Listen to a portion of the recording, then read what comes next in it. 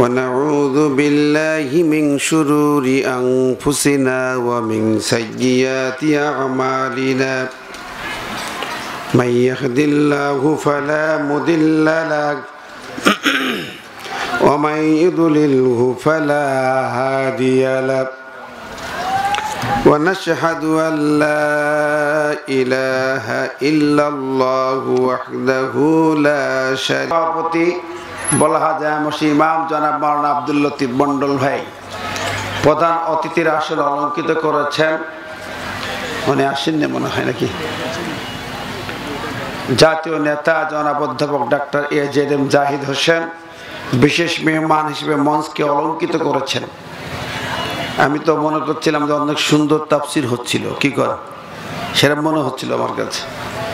বিশিষ্ট ইসলামী চিন্তাবিদ, বাংলাদেশ জামাত ইসলামী দিনাজপুর দক্ষিণ জেলার সংগ্রামে আমির মুহতারাম আনোয়ারুল ইসলাম সাহেব, কোরআনের রং দিয়ে তার জীবনকে আল্লাহ যেমন সুন্দর করেছেন, উনি যেন সমাজকে কোরআনের রঙে সুন্দর করতে পারেন, আল্লাহ সে তৌফিক দিন। আরো বক্তব্য রেখেছেন আজকের বিশেষ মেহমান, কোরআনুল কারীম থেকে তাফসীর পেশ করেছেন বিশিষ্ট ইসলামী চিন্তাবিদ আমার প্রিয় ছোট ভাই মাওলানা আব্দুল ওয়াদুদ বিন শরীফ, অন্যান্য ওলামায়ে দ্বীন, মুরব্বিয়ান ইকরাম, অতিথিবৃন্দ, হাজিউল হারামাইন, আইম্মায়ে মাসাজিদ, উস্তাজুল আসাতিজা, যুবক ভাইরা, ছোট্ট কচি কাচারা, পর্দায় থাকা মা বোনেরা, আর সঞ্চালনায় আমাদের মাওলানা রিজাউল করিম ভাই সহ সকল নেতৃবৃন্দকে প্রাণ ভরে সালাম পেশ করি। আসসালামু আলাইকুম রহমতুল্লাহ। কোটি কোটি প্রশংসা শুকরিয়া সে মহান আল্লাহ সুবহানাহু ওয়া তাআলা দরবারে, যিনি একান্ত মেহেরবানি করে আমাদেরকে তার কালাম কোরআন শোনার জন্য মহতি জালসায় কবুল করেছেন, তাফসীরুল কোরআন মাহফিলে নিয়ে এসেছেন। এই জন্য আমরা খুশি নাকি? খুশি আছি না নাই? বিশেষ করে এখন তোর অনুমতি লাগে না? লাগে? লাগছে? থানায় ঘোরাঘুরি করা লাগে? টিকটিকি চাঞ্চিকা দোসর দালাল ধরা লাগে? সব হারাছে, সব হারাছে না? তো এরকম অনুমতিবিহীন প্রশাসনের হয়রানি ছাড়া, নেতা নেতৃবৃন্দের ঝামেলা ছাড়া সত্যিকার একটি খোলামেলা পরিবেশে আমরা কোরআন শুনতে পাচ্ছি। জন্য প্রাণ ভরে কণ্ঠ উজাড় করে বলি আলহামদুলিল্লাহ। আরো জোরে বলি আলহামদুলিল্লাহ। বিশ্বনবীর শানে তার রওজা মুবারকে দরুদ এবং সালাম পাঠাই, যে নবী যে মদিনার মাটিতে ঘুমিয়ে আছেন, শুয়ে আছেন। পৃথিবীর যেই কর্নার থেকে আমরা সালাম দেব তিনি গ্রহণ করবেন, ঠিক না? তবে হ্যাঁ, নবী যে বলেছেন যে ব্যক্তি আমার রওজার পাশে এটা সালাম দিল, আমাকে সালাম দিল, ফাযাবাত লাহু শাফাআতি, তার জন্য আমার শাফাআতটা ওয়াজিব হয়ে গেল। এই জন্য আমরা হাজী সাহেবরা যখন যাই তাদের কাছে আমরা সালাম দিই, হাজী সাহেব আমার সালামটা একটু পৌঁছে দিয়ে দিই না? হাজী সাহেব পকেটে নিল, প্যাকেটে নিল, বুকসায় নিল, পৌঁছাতে পারবে কিনা গ্যারান্টি নেই, মনে থাকবে কিনা ওখানে যাই তাও তো ঠিক নেই। কতক্ষণ? তাহলে গরিব দুঃখী রিক্সাওয়ালা ঠেলাওয়ালা যারা যাইতে পারবে না, আল্লাহ নবী তাদের শাফাত করবে না নাকি? রাসূলুল্লাহ সাল্লাল্লাহু আলাইহি ওয়াসাল্লাম সে অপশন রেখে বলে গেছেন, ইন্না লিল্লাহি মালাইকাতান সাইয়্যিহিনা ফিল আরদ ইউবাল্লিগুনা মিন উম্মতি আসসালামা, আমার উম্মতের ভিতরে সালাম পৌঁছাবে পৃথিবীর যে কোনো কর্নার থেকে, গরিব দুঃখী কুলি শ্রমিক মুঠে অসহায় মানবতা। আর সেই সালাম পৌঁছানোর ব্যবস্থা হবে না তা তো হয় না।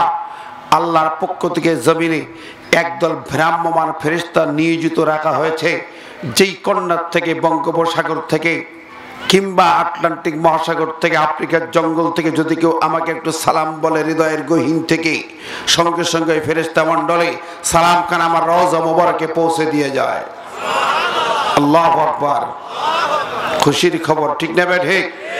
যারা এখানে আছেন বাজারের মধ্যে বাজার না করে এখানে আসেন, নবীজি বলেছে জান্নাতের টুকরা এসে একটু সালাম পৌঁছায়, সবাই বলে জবান খুলে সাল্লাল্লাহু আলাইহি ওয়াসাল্লাম। এরকম নেতা কি আর পাওয়া যাবে ভাই? জোরে করে পাওয়া যাবে? কেমন করে মানুষ দূরে থাকেন। নবীর এই বর্ণনা অনুযায়ী মসজিদটা হচ্ছে জান্নাতের টুকরা। রাসূলুল্লাহ সাল্লাল্লাহু আলাইহি ওয়াসাল্লাম বলছেন, মা ইস্তামা কওমুন ফি বাইতিন মিন বুয়ুতিল্লাহ ইয়াতলুনা কিতাবাল্লাহ ওয়া ইয়াতাদারাসুনাহু বাইনাহুম ইল্লা নাযালাত আলাইহিmus সাকিনাহ গাশিয়াতুমুর রাহমা হাফাতুমুল মালায়েকা ওয়া যাকারাহুমুল্লাহু ফিমান ইনদা আও কামা ক্বালা নবী সাল্লাল্লাহু আলাইহি ওয়াসাল্লাম। নবীজির হাদিস, নবী বলছেন, যখন কোনো এলাকাবাসী, কোনো কওম, কোনো সম্প্রদায় আমার কোরআনের একটি মাহফিল আয়োজন করেন, যেখানে কোরআন তেলাওয়াত হয়, কোরআনের তাফসীর পেশ করা হয়, দার্স পেশ করা হয়, ওই মজলিসে আল্লাহর প্রশান্তির ঝর্ণা ধারা নাজিল হয়ে যায়। অগাশিয়াতুমুর রাহমা, রহমতে বর্ষিত হয় বৃষ্টির মতো ঝরঝর করে ওই মজলিসে। সুবহানাল্লাহ। শুধু কি তাই, ফেরেশতারা চলে আসে সবুজ গালিচা নিয়া, সমস্ত শ্রোতা মণ্ডলীকে, সমস্ত মানুষগুলোকে ফেরেশতারা লাল গালিচা বিছাই দিয়া, সবুজ গালিচা বিছাই দিয়া বেষ্টন করে রাখে। আল্লাহু আকবার।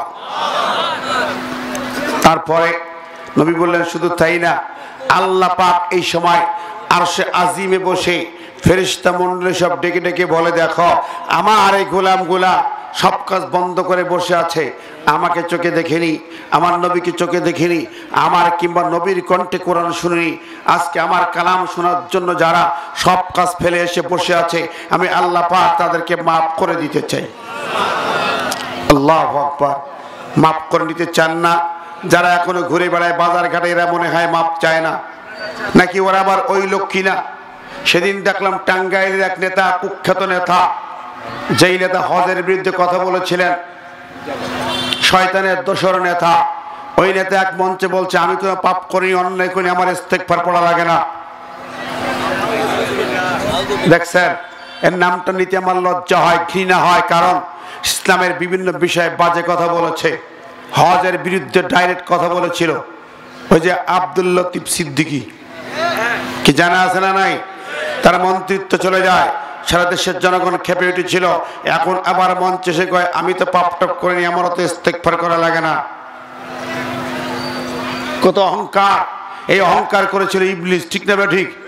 জোরে বলেন, রানা খায়রুম মিনহু, আমি শ্রেষ্ঠ, আমি কেন সিজদা দেব, আমি কেন মাপ চাইবো, দরকারটা কি আমার? কি কথা বলেন? অতএব গর্ব অহংকার করে এভাবে যারা কথা বলে, তারা হলো টাটকা ইবলিস ছাড়া মানুষ হতে পারে না। মুসলমান তো প্রশ্নই আসে না।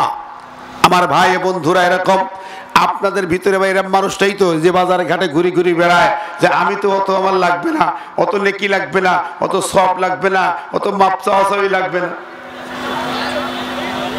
আল্লাহর নবী সোনার মানুষ, রাহমাতুল লিল আলামিন, যার আগে পরের গুনাহ ভুল সব মাফ, অমাপ, সেই মহান নবীকে আল্লাহ বলছেন যে সূরা নাসরে কি বলেছেন বলেন? ইস্তেগফার করতে আদেশ করেছেন। ফাসাব্বিহ বিহামদি রাব্বিকা ওয়াস্তাগফিরহু, তাকেও ইস্তেগফার করতে বলেছেন। তিনি প্রতিদিন 70 বার তওবা ইস্তেগফার করতেন। তিনি 70 বার।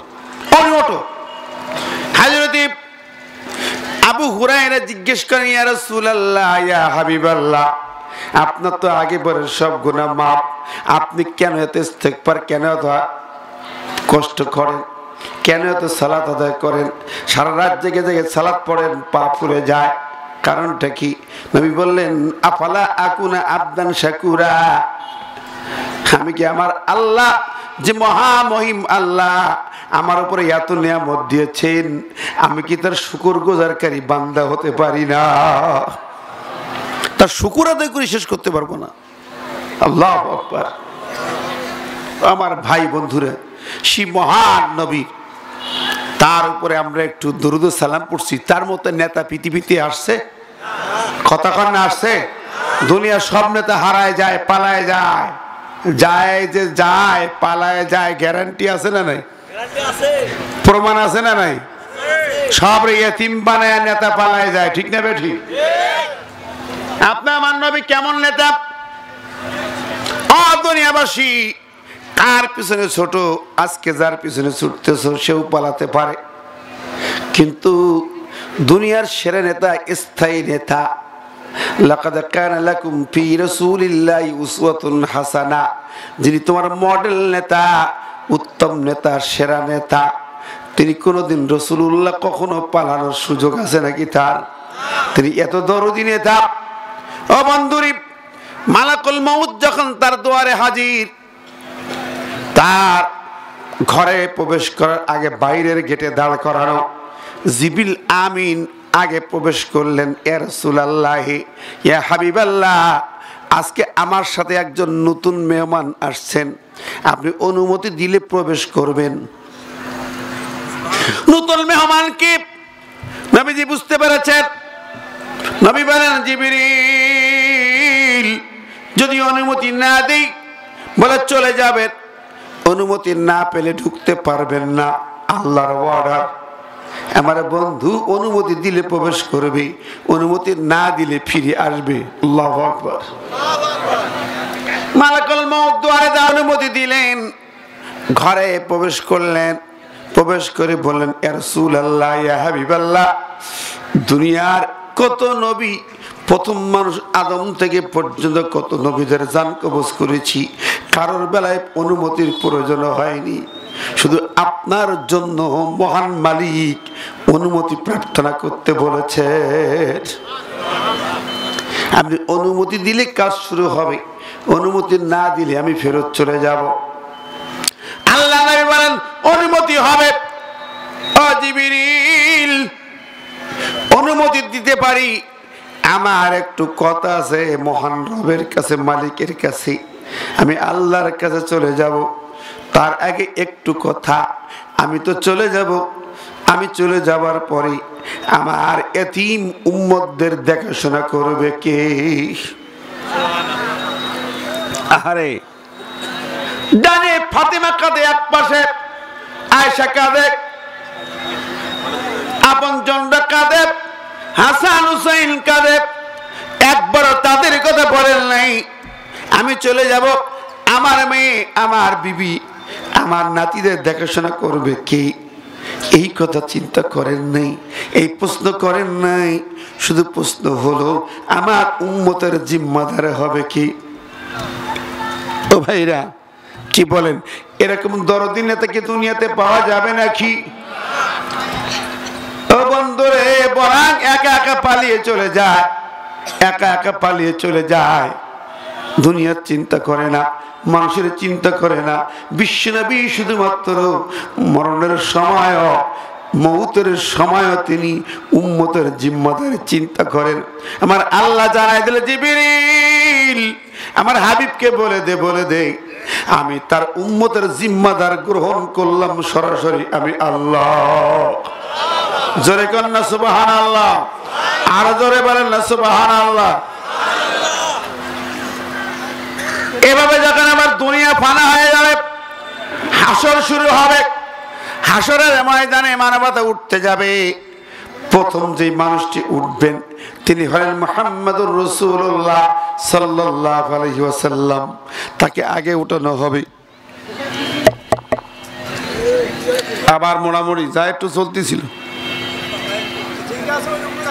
জিবরিল আমিন নবীকে উঠায়া সামনে নিয়ে যাবেন, সামনে যাবেন, চলুন। নবীজি দেখবেন ডানে বামে, সামনে কোনো মানুষ দেখি না। নবীজি আবার প্রশ্ন করবেন, জিবরিল, আমার প্রথম প্রশ্ন, হাসরের ময়দানে ওঠার সময় একটি কথা আগে জানতে চাই, আমাকে কোথায় নিয়ে যাও সেটা নয়, প্রশ্ন হলো আইনা উম্মতি,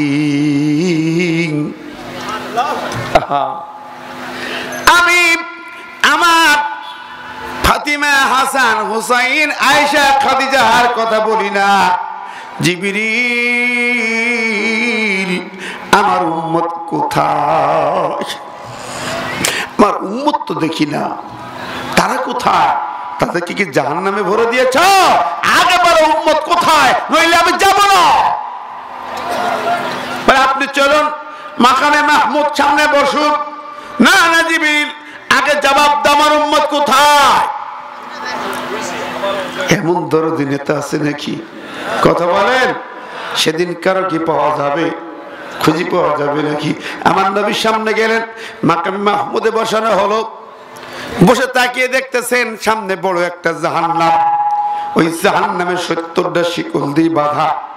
জাহান্নামকে 70টা শিকলে বাঁধা। এক একটি শিকলে 70,000 ফেরেশতা আছে, শিকল ধরে রাখছে। বন্ধুরা আমার, সেই তারপরও জাহান্নাম ধরে রাখা যায় না।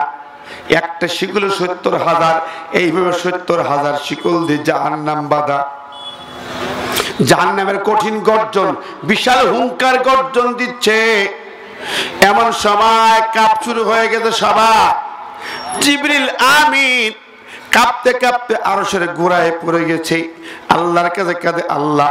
স্বয়ং জিবরিল আমিন আরশের গোড়ায় পড়ে কাঁদে আল্লাহ, নাজ্জিনি মিনান নার, ও আল্লাহ আমাকে জাহান্নাম থেকে বাঁচাও। জিবরিল বলবে জাহান্নাম থেকে বাঁচাও, আর নবী মানুষ সব কেঁদে কেঁদে যারা যা, সবাই নাফসি নাফসি কাঁদবে, নাফসি কান্না শুরু হয়ে যাবে।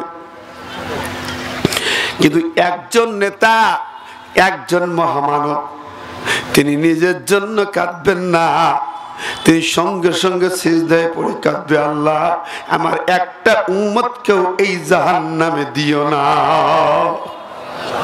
জোরে করনা সুবহানাল্লাহ, আর জোরে বলেন সুবহানাল্লাহ। সেই নেতা, সেই নবীকে মুহাম্মদুর রাসূলুল্লাহ সাল্লাল্লাহু আলাইহি ওয়াসাল্লাম গোটা হাশরের ময়দানে কোন নেতার সন্ধান পাওয়া যাবে না।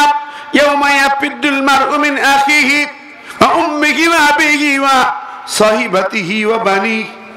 আল্লাহ পাক বলেন সব মানুষ পালাবে, পিতা সন্তান থেকে পালাবে, সন্তান পিতা থেকে পালাবে, স্বামী স্ত্রী থেকে পালাবে, স্ত্রী স্বামীকে থেকে পালাবে, বাবা মা কাউকে খুঁজে পাওয়া যাবে না। নেতাগত তো প্রশ্নই আসে না, কথা বলেন। দুনিয়ার যেই নেতার পিছনে ছুটতে ছুটতে জীবনটা কালি করে দিয়েছো, যেই নেতার অর্ডারে আলেমদের ধরে মেরেছ, যেই নেতার নির্দেশী আলেমদের নামে মিথ্যা মামলা দিয়ে জেলখানায় ঢুকাইছো, কথা বলেন। এই তো জয়পুরে 5 বিবি তাফসীর করতে এসেছিলাম, মিথ্যা মামলা দিয়া আমাকেও জেল কাটাইছে 2 মাস। জানেন কি না? জয়পুরের লোক আছে এখানে, মামলা খাওয়া লোক আছে, আমার সাথে সেই কমিটির লোক আসছে আজকে। তো ভাইরা আমার অপরাধ কি ছিল? কোরআনে মাহফিল এসেছি, উঠতেই দেয়নি মঞ্চে, মিথ্যা মামলা দিয়ে ঢুকাই দিয়েছে, নাশকতা করতে আইছে। কি কর? এই সেই নেতাগুলো কোথায় পাওয়া যাবে? দুনিয়ায় পালাইছে, পালাইছে রে পালাইছে, ঠিক নেবে ঠিক কথা কন। সবাই এতিম বানায়া পালায়া গেছে গা, আর হাসরের মাঠে খুঁজি পাওয়া যাবে। দুনিয়াতেই হাসর হয়ে গেছে, ছোটখাটো হাসর হয়ে গেছে, ঠিক নেবে ঠিক কথা কন। কোথায় আছো, কোথায় গেছ দেখো। আর ওই নবী, বিশ্ব নবী, তিনি তার নায়েব রাসূলদের রেখে গেছেন, যারা নবীর প্রতিনিধি, যারা ইসলামের প্রতিনিধি, আল কোরআনের প্রতিনিধি। সে আলেমরা কখনো পালায় না, পালায় না। হাসি মুখে ফাঁসির মঞ্চ বরণ করেছে, হাসতে হাসতে ফাঁসির মঞ্চে গিয়েছে, পালায় না। কথা কন ঠিক নেবে ঠিক। অতএব দুনিয়ার নেতৃত্ব চলবে, নবী মুহাম্মদ সাল্লাল্লাহু আলাইহি ওয়াসাল্লামের নেতৃত্ব চলবে, ঠিক কিনা কন। আর কোন নেতৃত্ব জমিনে চলতে পারে না, ঠিক কিনা। সেই নবীর পথে, কোরআনের পথে যারা এই নেতৃত্ব দেবেন, আল কোরআন বুক নিয়ে চলবেন, তারাই আপনার দুনিয়ায় পাওয়া যাবে, আখিরাতেও পাওয়া যাবে। আর কোরআনে তার খুঁজে পাওয়া যাবে না। অতএব আগামীর জমিন, বাংলার জমিন চলবে কোরআন দিয়া, বাংলার মাটি চলতে হবে আমার নবীর সুন্নাহ দিয়া। রাজি আছেন কারা কারা? দু হাত তুলে দেখান।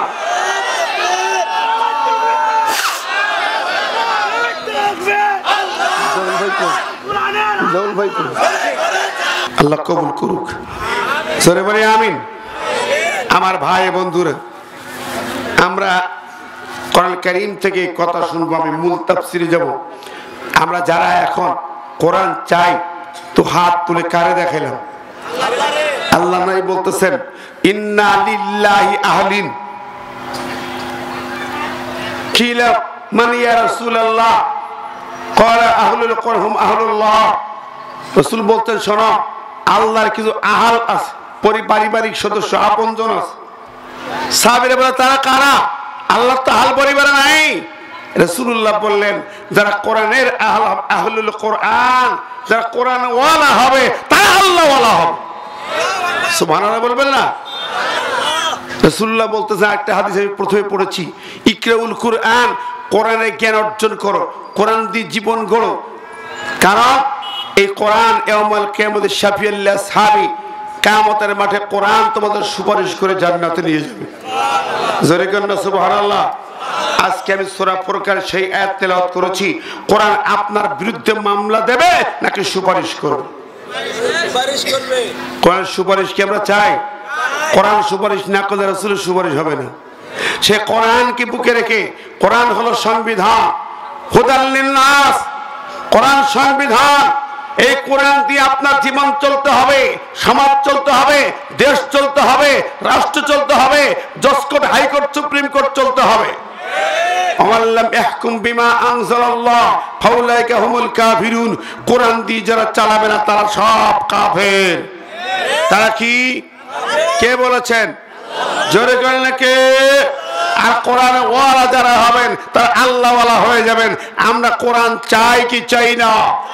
দুহাত তুলে আবার দেখায়, আমরা ততক্ষণ নিরাবৃত হব না যতক্ষণ কোরআনকে শাসনতন্ত্র না পাবো। রাজি আছে না নাই? জবানকে রাজি আছে কিনা? নারে তাকবীর। আল্লাহ কবুল করুক। তাহলে 2 মিনিট আমার একটা দাবি আছে, আমি ওই আয়াতের তাফসিরে যাব ইনশাআল্লাহ। তত্ত্বভিত্তিক কত হবে, কোরআন থেকে তাফসির হবে। তার আগে 2 মিনিট আপনাদের কাছ থেকে একটু সময় নিচ্ছি। যারা কোরআন চান, সবচেয়ে দামি হলো কোরআন। আর রহমান আল্লাহ আল কোরআন, কোরআন হচ্ছে আল্লাহর বড় রহমত। এই কোরআন বুকে জড়িয়ে নিয়ে ওমর হলেন খুনি, ওমর থেকে খলিফা ওমর, নবীর পাশে ঘুমিয়েছেন, ঠিক না ঠিক? আর কোরআনের সাথে বিয়াদবি করে আবু জেহেলের বাড়ি এখন টয়লেট, ঠিক কিনা? খান জোরে বলেন। অতীতে অনেকে কোরআনের সঙ্গে বিয়াদবি করেছে, কোরআনে মাহফিল বন্ধ করেছে, ৪০ ধারা জারি করেছে। আর আজ সেই কোরআনের মঞ্চ উন্মুক্ত হয়েছে। কোরআনকে বুকে ধারণ করে আমরা আল্লাহর মেহমান হতে চাই, ঠিক কিনা খান? তাই যদি হয় সেই কোরআনের জন্য, সবচেয়ে দামি কিতাবের জন্য, পৃথিবীর সেরা কিতাবের জন্য আশা করি আপনারা সবাই যে 2টি হাত আল্লাহকে দেখিয়েছেন একটু পকেটে ঢোকাবেন, কেউ বঞ্চিত করবেন না। এখনই প্যাকেট নিয়ে, গামছা নিয়ে যাচ্ছে আপনাদের মাঝে, সবাই প্রাণ উজাড় করে পকেট উজাড় করে দেবেন। আল্লাহ দেখবেন, ফেরেশতা দেখবে, তুমি বড় টাকা রেখে ছোট টাকা দাও না সেরা টাকা দাও। একটু মেহরবানি করে, আমি সময় বেশি নিচ্ছি না, আমি মূল তাফসিরে যাব। 7 নম্বর সূরা 18 পারার এই সূরা থেকে আমাদের আলোচনা হবে ইনশাআল্লাহ। তো যারা আছেন ডানে বায়ে, আমি বসে আছেন, দাঁড়িয়ে আছেন, ঘুরে বেড়াচ্ছেন, আমি রিকোয়েস্ট করেছিলাম কোরআনের মাহফিলে না বসে ঘুরে বেড়ায়েন না, গুনাহগার হবেন, আদবের খেলাফ হবে। কোরআনের সঙ্গে বেয়াদবি করা উচিত না, এই মাহফিলের সাথে বেয়াদবি করা উচিত না। এখন বাজার ঘাটে, রাস্তাঘাটে চারিপাশে ঘুরে বেড়াচ্ছেন, অত্যন্ত খারাপ কাজ। মেহরবানি করে দেখুন, কোরআন আপনার নামে মামলা করবে আদালতে আখিরাত, মামলা করবে। সেই আয়াতের আজকে আলোচনা। আপনি মামলা খাবেন?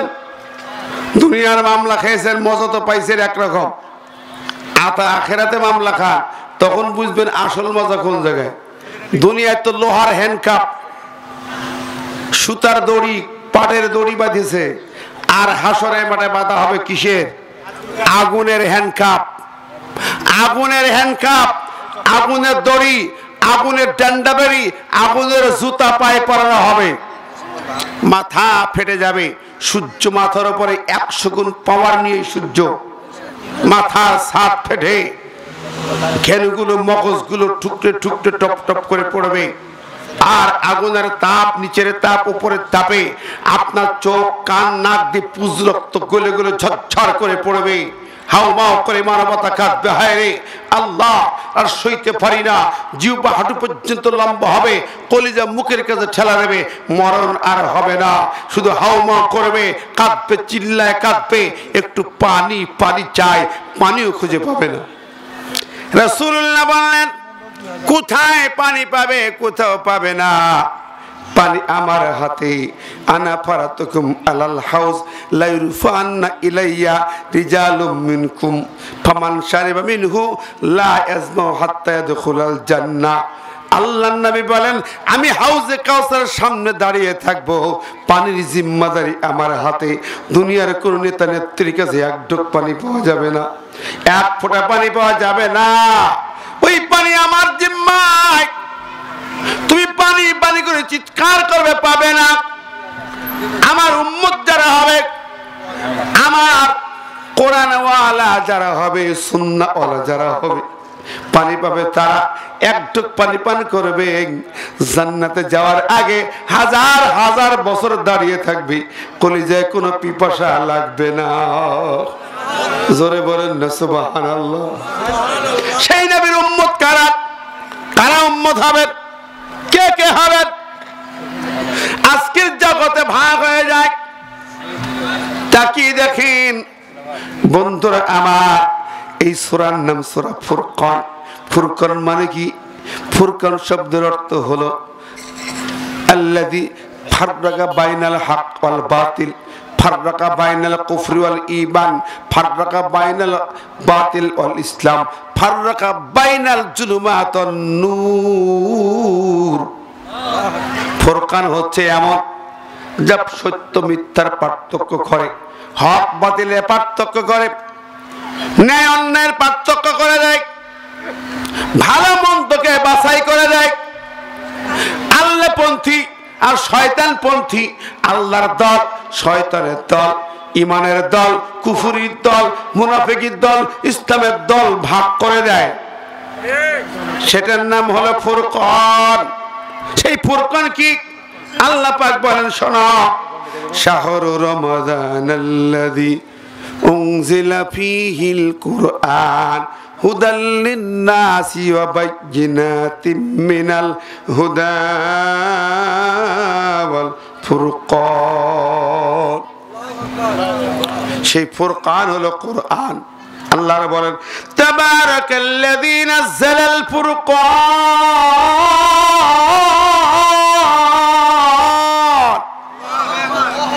এই সূরার প্রথম আয়াত আল্লাহ বলতেছেন তাবারাকাল্লাযী নাযালাল ফুরকান আলা আবদিহি। আল্লাহ পাক তিনি মহান, যিনি ফুরকান নাজিল করেছেন তার বান্দা তার নবীর উপরে। কি জন্য? লিয়াকুনা লিল আলামিনা নাযীরা, যাতে করে গোটা বিশ্বের মানুষকে তিনি সাবধান করে দিতে পারেন। জোরে বলেন না সুবহানাল্লাহ। বিশ্ববাসীকে সাবধান করতে ফুরকান নাজিল হলো। হক বাতিল চিনে নাও। সে হক বাতিল কই? ও দুনিয়াবাসী তোমরা কি চেনো না বাতিল কারা? এই কোরআন নাজিল হলো, মক্কার কিছু মানুষেরা কোরআনের বিরোধী হয়ে গেল, দুই পন্থী মানুষ হয়ে গেল, নবীর দলে শামিল হলো কিছু ইমানদার, আর কিছু লোকজন শামিল হলো আবু জেহেলের দলে। ঠিক না বে ঠিক? আবু জেহেলদা ওরা কাবা শরীফের খেদমত করত, কাবা ঘরকে তৈরি করলো, কালো পাথরকে লাগালো, হাজিদেরকে পানি পান করায়, ভালো কাজ করে, সমাজ শাসন করে। কাবা শরীফের খেদমত তো খারাপ কাজ নাকি ভাই? আমরা তো যদি দুনিয়ার এই মসজিদের সেক্রেটারি যদি হই, সভাপতি হই, মনে করি আমি জান্নাত কিনে ফেলেছি নাকি? কথা বলেন।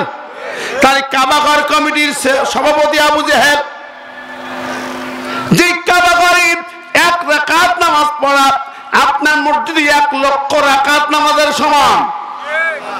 তাহলে আপনার মসজিদ সভাপতির যে দাম, কাবা ঘর মসজিদের সভাপতির দাম 1 লক্ষ গুণ বেশি। কথা কন ঠিক না বেঠিক? ওই কাবা ঘর কমিটির চেয়ারম্যান তো আবু জেহেল। তারা কি কাবা ঘরকে নির্মাণ করেছে কত সুন্দর করে নির্মাণ করেছে তাকে জানেন? আমার নবীর বয়স তখন কত? 35 বছর। কাবা ঘর সাতটা ভেঙে গেছে, দেয়াল এক সাইড পড়ে গেছে, ভঙ্গুর প্রায়। কাবা ঘরটাকে সুন্দর করে নির্মাণ করতে ওরা চায়। মক্কার কুরাইশেরা, কাফের নেতারা সবাই এক জায়গায় হয়ে গেল, কিভাবে নির্মাণ করা যায়। পরামর্শ হলো আরবের বিভিন্ন পাহাড় থেকে বাছাই করে করে সুন্দর সবুজ কালারের, লাল কালারের, বিভিন্ন কালার ভালো ভালো পাথর সংগ্রহ করলো কাবা ঘরের দেয়াল গাঁথার জন্য। সাদে কি দেবে? ইয়েমেন থেকে একটা জাহাজ ভেঙে এসেছে সাগরের কিনারায়, সেই জাহাজের তক্তাগুলো সংগ্রহ করলো। মিশর থেকে আন্তর্জাতিক বড় মানের মিস্ত্রি সংগ্রহ করে আনলো। এত দামি দামি পাথর, দামি দামি কাঠ, দামি মিস্ত্রি নিয়ে আসলো, কাবা ঘর নির্মাণ করবে। কিন্তু ওরা একটা ভয়ে পড়ে গেল। কাবা ঘরে একটা পাশের দেয়াল বেশি ভাঙ্গা ছিল, ভঙ্গুর ছিল। ওই ভঙ্গুর দেয়ালে একটু দূরে ময়লা কূপ ছিল। ওই কূপের থেকে একটা বড় সাপ এসে প্রতিদিন কাবার এই দেয়ালে বসে, যখন সূর্য ওঠে রোদ আসে, ওই সাপ কাবার দেয়ালে বসে থাকে। কাবার দেয়ালে বসে বড় করে ফনা ধরে, ফোঁস ফোঁস করে। সাপের ভয় আছে না নাই? কথা কয়। সাপ ফোঁস ফোঁস করে, মক্কাবাসীর কলিজা শুকায় যায়। ওরা কাবা ঘরের দেয়ালটা ভেঙে সমান করে গাঁথবে, ওই সাপের ভয়ে কাছে আসতে পারে না। আবু জেহেল, উতবা, সাইবা, ওয়ালিদ নেতারা সবাই মিলে টেনশনে পড়ে যায়। একদিন ওরা দোয়া অনুষ্ঠান করলো। তো দোয়া অনুষ্ঠান মক্কাবাসীর সবাই এক জায়গায় হলো, স্পেশাল দোয়া অনুষ্ঠান হলো। দেখেন ওরাও কার কাছে কাঁদে? ওরা সেই দোয়া অনুষ্ঠানে আল্লাহর কাছে পড়ে, আল্লাহ ও কাবার মালিক, ও কাবার মালিক, ও আল্লাহ, আমরা তোমার ঘরটা সুন্দর করতে চাই। দুনিয়ার সেরা ভালো ভালো পাথর সংগ্রহ করেছি, দুনিয়ার বড় নামি দামি কাঠ মিস্ত্রি এনেছি, কিন্তু ওই একটা সাপের জন্য আমরা কাজ করতে পারি না। আল্লাহ, তুমি সাপের হাত থেকে একটা সুন্দর পরিবেশ আমাদের দিয়ে দাও। ওরা কার কাছে দোয়া করে? জোরে করে না, কার কাছে? তাহলে ওরা কেমন কাফের বোঝেন? আল্লাহকে আল্লাহ বলে, কাবাকে আল্লাহর ঘর মানে, হজ করে, কাবার তওয়াফ করে, জমজমের পানি খায়, কালো পাথরের চুমা খায়, আবার দোয়া অনুষ্ঠান করি। রাতের বেলা সাপ নেই। আবু জেহেল, আব্দুল মুত্তালিব সহ নেতারা কাবার মুলতাজিমে যে বুক লাগাইছে, কাবার মুলতাজিম যেই কন্যার কালো পাথর আর কাবার দরজা, এটার মাঝখানে যে 5-6 ফুট দেয়ালটাই হলো মুলতাজিম। ওই দেয়ালে যদি আপনি বুকটা লাগায়া কাবার দেয়াল ধরে চোখের পানি ফেলে যেই দোয়া করবেন, সেই দোয়ার সঙ্গে সঙ্গে কবুল হয়ে যায়। জোরে কন্যা সুবহানাল্লাহ। ওই জায়গায় যদি জীবনে হজ করতে যান, আর কোন জায়গায় না, ওই জায়গায় বুক লাগায় একটু কাঁদবেন, একটু দোয়া করবেন, দোয়া কবুল হয়ে যাবে। আল্লাহু আকবার। গ্যারান্টি, দোয়া কবুলের গ্যারান্টি জায়গা, কোনো মিস্টে হবে না। আবু জেহেল ওই জায়গায় বুক লাগায় দোয়া করলো। আবু জেহেল জীবনে 2 বার দোয়া করেছে, 2টা দোয়াই কবুল হয়েছে। আবু জেহেলের দোয়া কবুল হয়েছে মিয়া, জেনে তো নেতা না তো। ওই জায়গায় বুক লাগায় কাঁদে, আল্লাহ ও কাবার মালিক, তুমি কি সাপটাকে তুলে নিতে পারো না? আমি তোমার ঘরটা নির্মাণ করব, তোমার ঘর সুন্দর করব, ওই সাপটাকে তুলে নাও। কে দোয়া করে? আবু জেহেলেরা। তাহলে ওরা কি একেবারে খারাপ লোক নাকি? ভালো করে বুঝেন। কিন্তু দোয়া করো, আল্লাহ কাবার মালিক, গোটা মক্কাবাসী দোয়া করে, ওই সাপটাকে সরায় দাও। দোয়া করলো, কাঁদলো। সকাল হলো, সকালে দেখে হায় রে, সকাল সূর্য উদয় হয়েছে, ঠিক সাপ এসে ওই কাবার দেয়ালে আবার বসে গেছে, কাবার দেয়ালে উঠে গেছে। সবাই মক্কাবাসী তাকায়া দোয়া কবুল হলো কিনা। দেখে হ্যাঁ সাপ বসেছে বটে, তবে উপর থেকে বিরাট একটা পাখি উড়ে আসতেছে। কাবা মক্কাবাসী দেখতেছে ওই পাখি উড়ে এসে সাপের মাথায় ছো দিয়ে সাপটাকে তুলে নিয়ে যায়। জোরে কর না সুবহানাল্লাহ, আল্লাহু আকবার। এখন কাবা ঘর নির্মাণের বাধা থাকলো না, ওরা দোয়া করলো, কাবা ঘরের নির্মাণ করলো ওই কাফেরেরা, ওই মুশরিকেরা। কিন্তু ওরা কাফের মুশরিক আর বেঈমান কেন? আল্লাহকে আল্লাহ বলেছে, কাবাকে আল্লাহর ঘর মেনেছে, কিন্তু ওরা কাফের কেন, ওরা মুশরিক কেন? তিনটি কারণে। কয়টা? জোরে কোন না কয়টা? বলে যাব, বুঝতে তো হবে নাকি? ওরা কাবা ঘর নির্মাণ করার পরও কাফের, কাবা ঘরে খেদমত করার পরও কাফের, কালাপথে চুমু খাওয়ার পরও কাফের, তওয়াফ করার পরও কাফের, হজ করার পরও কাফের। কেন? কোন কারণে?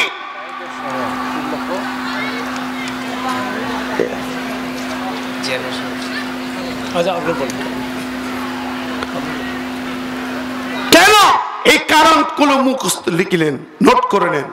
আমি এই জন্য বলছি আজকের জমিনটা আমাদের জন্য, আমরা ধর্মপ্রাণ মানুষ, আমাদের টুপি আছে, দাড়ি আছে, পাঞ্জাবি জুব্বা আছে, মসজিদ মাদ্রাসা এতিমখানা আছে, আমরা হজ করি, যাকাত দেই, আমরা একেবারে আমরা কি মুসলমান না? কিন্তু মিলাই নেন। এক নম্বর কারণ, ওরা হলো শিরক করেছে। কি করেছে? কাবাকে আল্লাহর ঘর বলেছে, আবার আল্লাহর ঘরে বিভিন্ন পুতুল মূর্তি ঢুকেছে। কথা বলেন, জোরে বলেন। আপনার দেশের কিছু লোকেরা তারা আল্লাহকে আল্লাহ বলে ডাকে, জুমার দিন জুমার মসজিদে যায়, মডেল মসজিদ বানাইলো। তারা আবার রাস্তায় রাস্তায় মোড়ে মোড়ে অসংখ্য মূর্তি বসাইলো। কথা কন ঠিক না বেঠিক? মিল আছে না নাই? জোরে বলেন আছে না নাই? আবু জাহল কাবা ঘর বানিয়েছে, তার গায়ে মূর্তি ঝুলিয়েছে। আপনি মডেল মসজিদ বানিয়েছেন, রাস্তার মোড়ে মোড়ে মূর্তি বানিয়েছেন, শিরক করেছেন। ঠিক না বেঠিক? এটা শিরক, এটা শিরক। শিরক করলে মুশরিক হয়, শিরক করলেই মুশরিক হয়। কারা কারা মুশরিক? আপনি হুজুর আমরা বানাইনি, যারা রাস্তা রাস্তা বানাইছে ওটা ভেঙেও ফেলা হয়েছে। ভাঙলেন তো 5ই আগস্টে। এর আগে যারা 16 বছর ধরে মূর্তিগুলো বানাইছেন এবং যারা সাপোর্ট আছেন, মুশরিক কারা হয়? মূর্তি যে বানায় সে মুশরিক, যে সাপোর্ট করে সে মুশরিক, যার চাঁদা ওখানে আছে সেও মুশরিক। এখন গ্রামগঞ্জের মানুষ আমরা বানাইতে যাই নাই, কিন্তু কিছু লোক সাপোর্টার আছে না নাই? ওদের সাপোর্টার আছে না নাই? ওদের ভোটার আছে না নাই? তারাও সম অপরাধী, ওরাও মুশরিক। ঠিক না বে ঠিক? তৃতীয় নম্বর, চাঁদা দিছেন কিনা? চাঁদা দিছেন? দেন নাই? দিয়েছেন? জানেন না? অন্য জায়গা থেকে টাকা আসে নাই, আমার দেশের রাজস্ব থেকে ব্যয় করা হয়েছে। ভারত প্ল্যান দিয়েছে, স্ট্রাকচার দিয়েছে, পয়সা দেয় না। সৌদি আরব মডেল মসজিদ স্ট্রাকচার দিয়েছে, টাকা দিয়েছে, ভারত দেয় না, আরো নিয়েছে, রক্ত চুষে নিয়েছে। ঠিক না ঠিক? এই মূর্তিগুলো বানায়া আমাদের ইমানকে হরণ করেছে। আপনি যারা খাজনা দেন, ট্যাক্স দেন, রেভিনিউ দেন, তাদের রাজস্ব জমা আছে, সেখান থেকেই তো এগুলো বানানো হয়েছে। কথা বলেন, হাজার হাজার কোটি টাকা ব্যয় করা হয়েছে। সুতরাং আপনি আমি গ্রামে বাস করি, হাই পাবো না। আমার টাকায় মূর্তি বানানো হয়েছে, আমার টাকায় ভাস্কর্য বানানো হয়েছে। অতএব আমি যদি বাঁচতে চাই, আমাকে ঘৃণা করতে হবে, প্রতিবাদ করতে হবে, ওদের বিরুদ্ধে রুখে দাঁড়াতে হবে। আর করে মূর্তি বাংলার জমিনে হতে পারবে না। কারা কারা রাজি আছেন? দু হাত তুলে দেখান তো।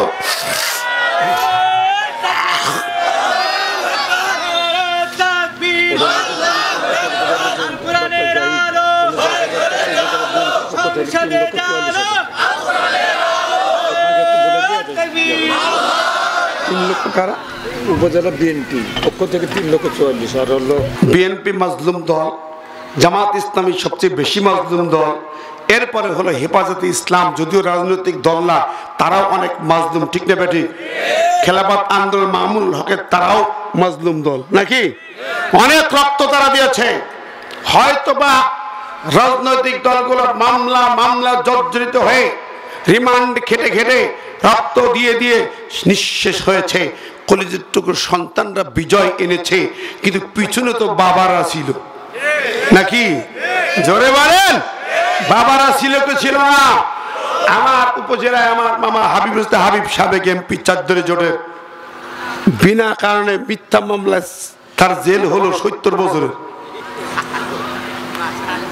আচ্ছা, এরপরে দেখেন যে সমস্ত মাজলুম নেতাগুলো ফাঁসির মঞ্চে গেলেন, আপনার উত্তরবঙ্গে একজন নেতা ছিলেন কিন্তু আপনাদের ওই যে যুদ্ধ অপরাধী মামলায়। তারপরে চট্টগ্রামের সাকা চৌধুরী, সালাউদ্দিন কাদের চৌধুরী ফাঁসি দিয়ে হলো। 71 সালে উনি লন্ডন প্রবাসী, বাংলাদেশেই ছিলেন না, ওনার জীবন পড়ে দেখেন। 71 সালে উনি লন্ডনে ছিলেন। 74 সালে বঙ্গবন্ধু শেখ মুজিবুর রহমানের আমন্ত্রণে বা তার সহযোগিতায় বাংলাদেশের পাসপোর্ট পেলেন, উনি বাংলাদেশে আসলেন। উনি যুদ্ধ অপরাধী। খেয়াল করেন, কষ্ট লাগে।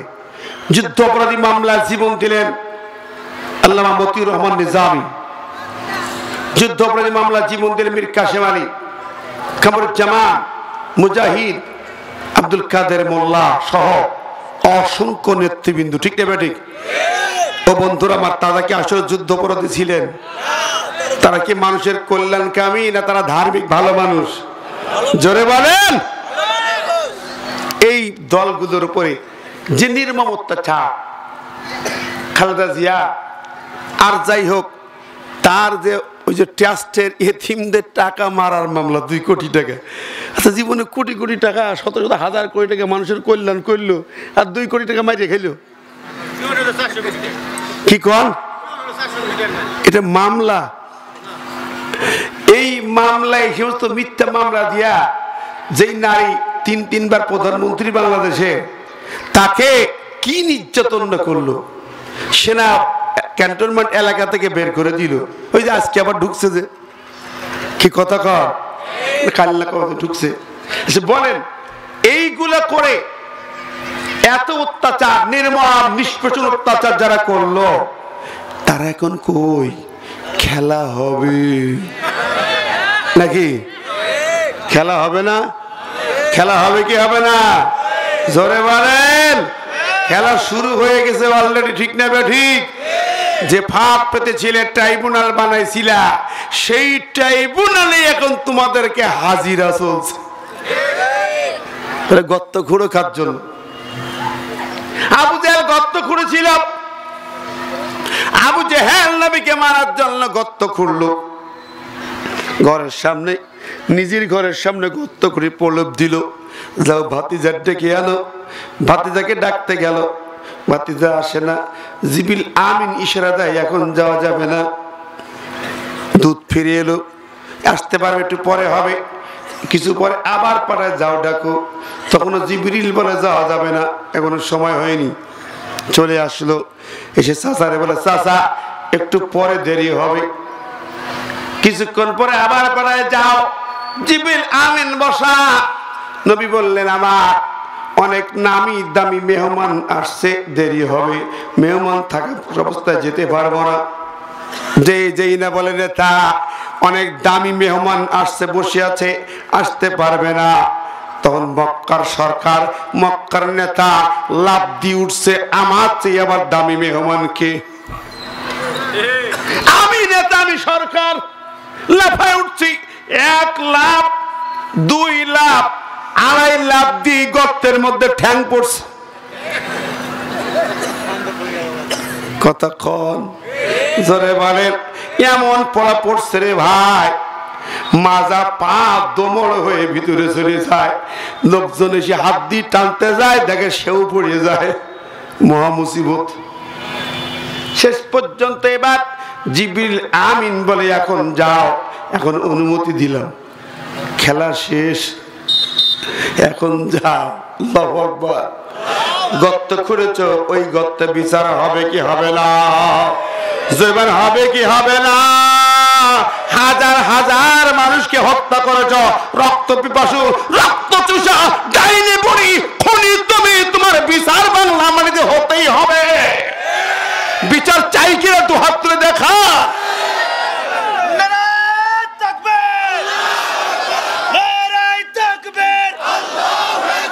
ইসলামের শত্রুরা হুঁশিয়ার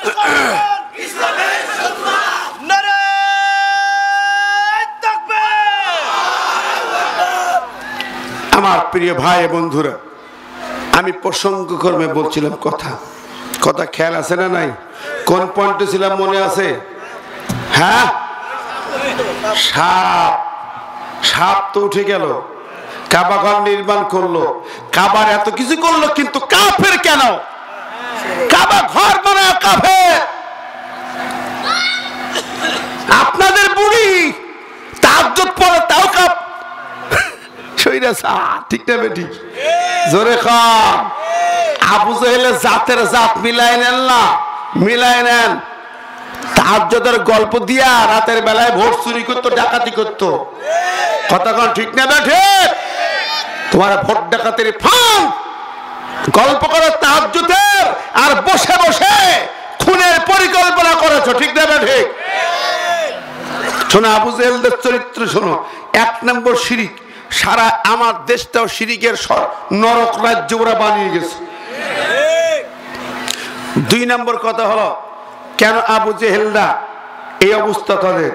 তা হচ্ছে ওরা কাফের হলো, আল্লাহর সঙ্গে শিরিক করলো 1 নম্বর। 2 নম্বর, রসুলকে তারা নেতা হিসেবে মানতে পারে নাই।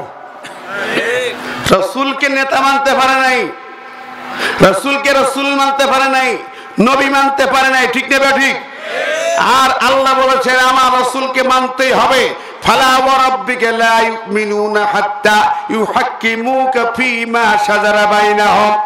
সূরাতুন নিসার 65 নম্বর আয়াতে আল্লাহ বলেন, না আমি আল্লাহ তোমার রবের কসম করে বলি, তোমরা ঈমানদার হতে পারবে না যতক্ষণ পর্যন্ত আমার নবীকে চিফ জাস্টিস না মানবে, আমার নবীকে রাষ্ট্রনায়ক মানবে না, তুমি ঈমানদার হতে পারবে না। কার কথা? আল্লাহ রসুলকে ওরা মানতে পারে নাই, দুনিয়ার সেরা মহামানবকে মানতে পারে নাই, ঠিক না? ঠিক জোরে বলেন, ঠিক কিনা? আজকে আমার দেশে যদি আমি বলি, একটা বার খেয়াল করেন আমার কথাগুলা, এদের অপরাধটা মেলায় নেন। রসুলকে তো মানা দূরে যাক, রসুলের অনুসারী আলেমদেরকে ধরে ধরে জেল খাটিয়েছে, রিমান্ডে নিয়ে কষ্ট দিয়েছে, ঠিক না? ঠিক। ছোট্ট পাখি আমির হামজা, ও নাকি পার্লামেন্টে হামলা করতে গেছে। মামলা কারে কয়? শয়তানও হাসে, ওর গায়ে সে শক্তি আছে হামলা করবে? আমার ভাই বন্ধুরা, এমনি জঘন্য মামলা সাজিয়েছে। প্রিয় হাজিরিন, শুধু তাই না, কথা বলে মনে রাখেন, মুসলমান ভাইরা, ইমানদার ভাইরা, আমার মাইকের আওয়াজ যাদের কানে যায়, মনে রাখেন ওরা কি করে গেছে।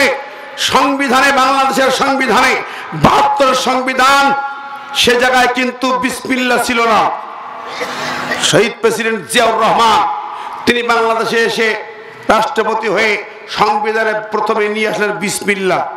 কেন নিয়ে এসেছিলেন? মুসলমান যা করবে বিসমিল্লাহ দিয়ে, ঠিক না? ঠিক। কথা বলবে বিসমিল্লাহ দিয়ে শুরু, খাইতে শুরু করবে বিসমিল্লাহ, হাঁটতে শুরু করবে বিসমিল্লাহ, বই লেখা শুরুতে লিখবে বিসমিল্লাহ, চিঠি লিখবে তো শুরুতে লিখতে হবে বিসমিল্লাহ। সব জায়গায় বিসমিল্লাহ না থাকলে সেগুলো হলো শয়তানের পুস্তক।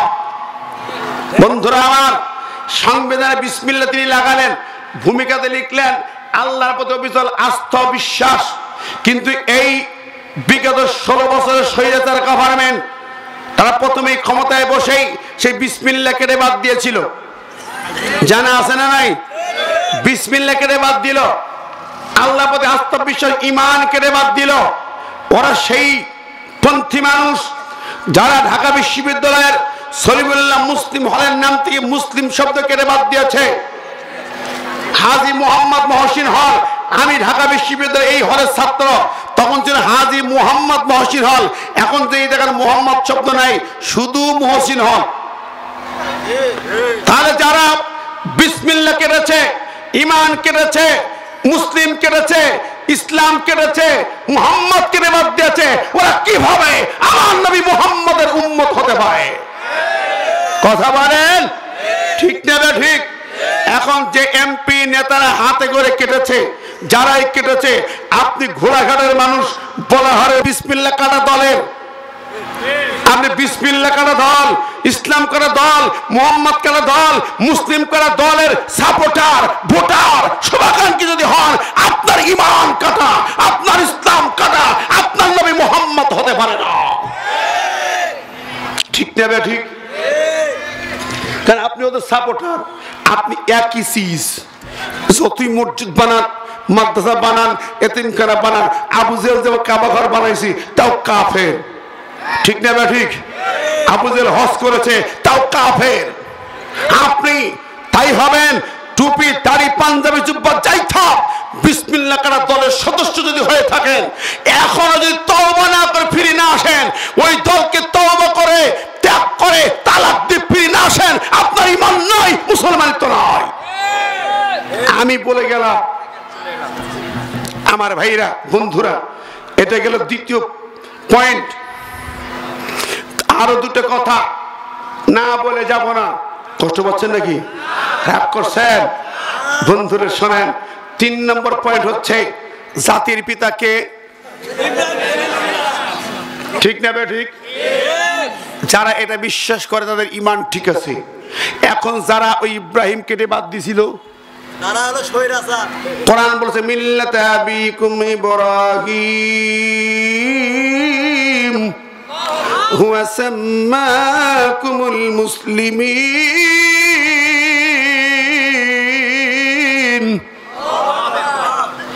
আল্লাহ বলছেন তোমাদের জাতির পিতা হলো ইব্রাহিম। এ কথা খান আল্লাহ কোরআনের। ওইটা শেষ করে ওরা বললো না, জাতির পিতা হলো আমাদের বাজান নাকি? কতক্ষণ বন্ধুরি, এই কোরআনের ভাষা, আল্লাহর ঘোষণাকে যারা পরিবর্তন করে নিজের বাবাকে জাতির পিতা বানাইছে, ওরা ঈমান হারা না মুসলমান? জোরে খান, ওদের কি ঈমান আছে? ওরা আল্লাহর দুশমন, ওরা কোরআনের বিরোধী দুশমন। ঠিক না ঠিক? এখন আপনি যদি সাপোর্ট করে থাকেন, আপনিও যদি জাতির পিতা ইব্রাহিমকে না বলে উনাকে বলে থাকেন, আপনার কি ঈমান আছে? যদি অনিষ্ট সত্য বলে থাকেন, চাকরির খাতিরে বলে থাকেন, চেয়ারের খাতিরে বলে থাকেন, তাহলে এখন ভালো করে তওবা করেন, নইলে আপনারও শান্তিং দেওয়া হবে। ঠিক না ঠিক? আমার কথাগুলো স্ট্রেট ফরওয়ার্ড, কোনো বাঁকাচোরা নাই। রাগ করলে করেন, আপনার কলিজার ভিতরে চলে যাক কথাটা। মুসলমান, তুমি কেমন করে আল্লাহর বিধানের বিপরীত একজন ব্যক্তিকে জাতির পিতা মানলে?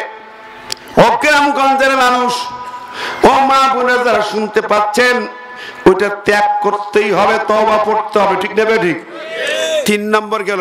4 নম্বর পয়েন্ট হলো, যেই কারণে আবু জেহেলরা কাফের, ওরা কাবাকে আল্লাহর ঘর বলল, হজ করলো, বিশ্বাস করলো, অনেক কিছু করলো, কিন্তু তারা কেন কাফের?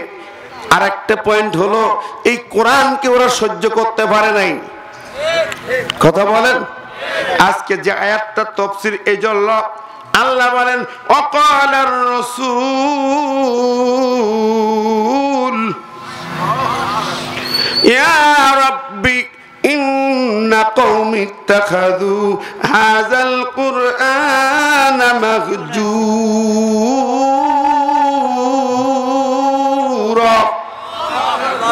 আল্লাহ বলছেন শোনো, রাসূল বললেন কিয়ামতের কঠিন ময়দানে, মুসিবতের দিন আল্লাহর নবী রাসূলুল্লাহ সাল্লাল্লাহু আলাইহি সাল্লাম মামলা করবে আল্লাহর কাছে। আল্লাহ, আমার মামলা কোরআনের মামলা। আল্লাহর নবী মামলা করবেন, কোরআন মামলা করবে। আল্লাহ, এই কওম, এই জাতি কোরআন কি পরিত্যক্ত হালাতে রেখেছিল, এই কোরআনকে কাজে লাগায় নাই, ফেলে রেখেছিল, ত্যাগ করেছিল। এই মামলা হবে কিয়ামতের মাঠে, আল্লাহর আদালতে। আল্লাহ রাসূল মামলা করবেন, কোরআন মামলা করবে, দুটি মামলা হবে। কার নামে? এই কোরআনকে যারা ত্যাগ করেছে, কোরআনকে যারা মানে নাই, কোরআনকে যারা একসেপ্ট করে নাই, ঠিক না বেঠিক? ভালো করে শুনেন, আবু জেহেলরা কাবা ঘর বানালো, কালো পাথর বসালো, কালো পাথরে চুমা খাইলো, হজ করলো, হাজি সাহেবদের খেদমত করলো, জমজমের পানি নিয়ে শিকায়ের দায়িত্ব পালন করলো। কিন্তু তারা কেন কাফের? এই পয়েন্টে তারা কাফের। তারা বললো ওয়াকালাল্লাযীনা কাফারু লা তাসমাউ লিহাযাল কুরআন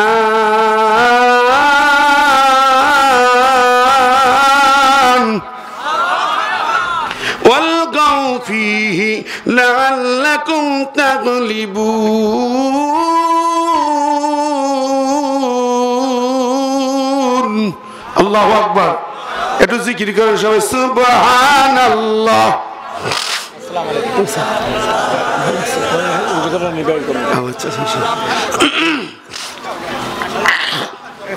সুবহানাল্লাহ, লা ইলাহা ইল্লাল্লাহ।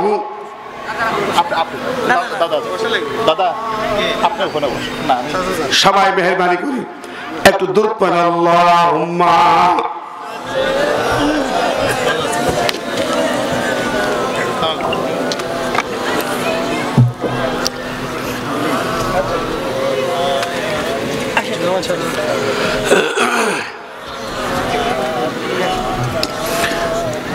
আমার ভাই বন্ধুরা, আমি যে আয়াতের সূরা ফুরকান, ফুরকান হচ্ছে কোরআনের একটি নাম। ফুরকান মানে সত্য মিথ্যার পার্থক্যকারী কিতাব কোরআনকে বলা হয়।